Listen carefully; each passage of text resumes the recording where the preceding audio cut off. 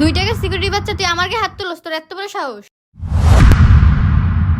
বুঝছি তোর চাকরির উপর কোনো মায়া দয়া নাই। আরে তুই কি করবি? আমাকে চাকরি থেকে বের করে দিবি? দে, বের করে দে। আমারও না তোর মতো মহিলার সাথে চাকরি করার কোনো ইচ্ছা নাই। আচ্ছা তাহলে তুই দাঁড়া দাঁড়া দেখ আমি তোর কি করতে পারি। 2 মিনিটের ভিতর আমি তোর ব্যবস্থা নিতেছি। আরে তুই আমার কিছুই করতে পারবি না। আমি যা করতে পারবো সেটা তুই কল্পনাও করতে পারবি না। মন চাচ্ছে তোর গলা টিপে মেরে ফেলি। 1 মিনিট, এখানে কি হচ্ছে এসব? খায়রুল তুমি এসেছো, খুব ভালো হয়েছে। এই 2 টাকার সিকিউরিটি গার্ড আমার গায়ে হাত তুলেছে। এই সিকিউরিটির বাচ্চা, তোর সাহস কিভাবে হয় আমার ওয়াইফের গায়ে থাপ্পড় মারিস? স্যার, উনি যা করছে ওনার জন্য 1 থাপ্পড় নয় 20-20টা থাপ্পড় মারলেও কম হয়ে যাবে।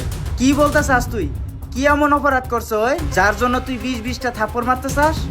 আচ্ছা ঠিক আছে, আপনি জানতে চান উনি কি অপরাধ করছে? আমি আপনাকে বলতেছি, তাহলে শোনেন। আরে এই ভিখারি, তুই ভিতরে কই যাস? ম্যাম সাহেব, আমি আমার ছেলেকে খাবার দিতে আইছি। আরে এই কে তোর ছেলে?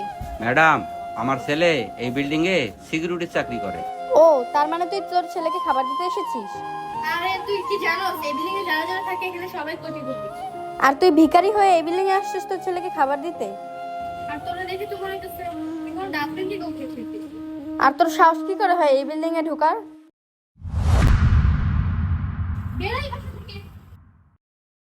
স্যার, কি দোষ করছিল আমার বাবাই? আমার বাবাই তো আমাকে একটু খাবার খাওয়াতে আসছিল। আর একটা কথা জানেন স্যার, আমার বাবাই অনেক শখ নিয়ে আইছিল এই শহরে, যে এই শহরটা ঘুরে দেখবে, এই শহরের মানুষগুলো কেমন সেটাই দেখতে।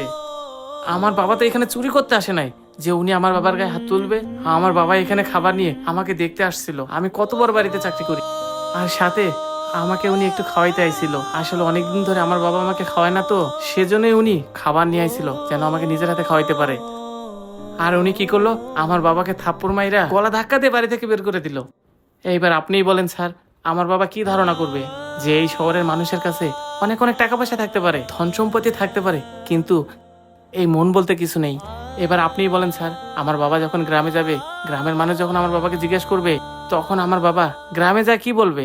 যে শহরের লোকজনের টাকা পয়সা থাকতে পারে কিন্তু তাদের আচার ব্যবহার অনেক খারাপ। এইবার আপনিই বলেন স্যার, তখন কি শহরের মানুষের ইজ্জত থাকবে? ও আরেকটা কথা স্যার, এবার আপনিই বলেন তো, আপনার বাবাকে যদি কেউ থাপড় দিত তখন আপনি কি করতেন? মিম, আসলেই তো ওই সিকিউরিটি গার্ডের কোনো দোষ দেখতেছি না আমি।